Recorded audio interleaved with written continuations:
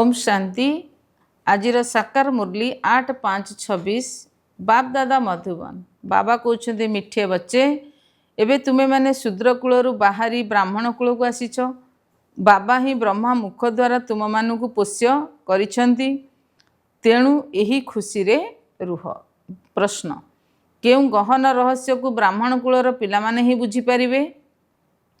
उत्तर, निराकार शिव बाबा आमर पिता एवं ब्रह्मा आमर माँ अटंती।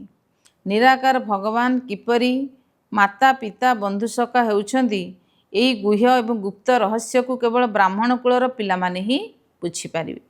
सेमानक भितरे मध्य जेउ माने दैवी कूलर उच्च पद पाइबे सेई माने ही एई रहस्य को यथार्थ भाव बुझी पारिबे। ओम शांति।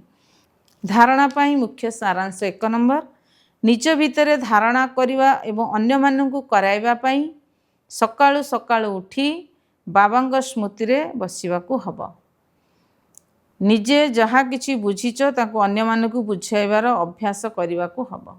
2 नंबर, लौकिक संबंध ठारु बुद्धि जोग तुटाई एकमात्र पारलौकिक पितांगु माने पकाइबाकु हब। बाबांग ठारु जेउ ज्ञान मिलुछि ताहाकु सुनिबा सहित अन्य मानकु मध्य सुनाइबाकु हब। यह ही तुमर धंदा अटे।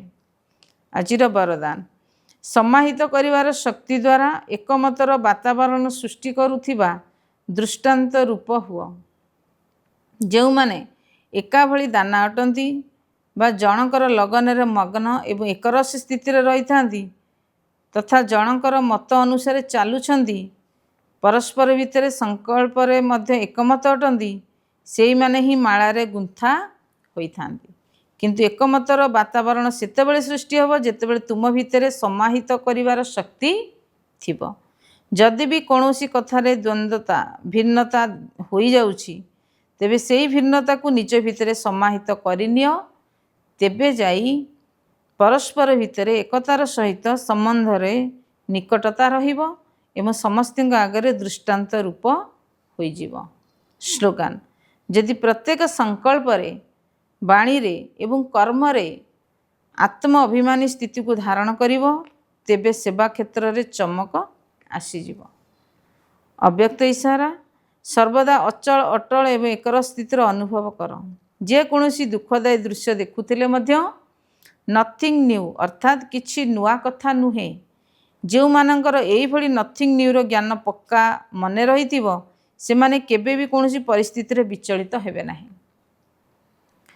कौन हैला किपरि हैला एपरि हैला सेपरि हैला एई भली समाचार शुणुथिले बा देखुथिले मध्य ड्रामार पूर्व निर्धारित निर्धार्य को शक्तिशाली स्थिति रे रही देखिबा सहित अन्य मानकु मध्य शक्ति देई चाल।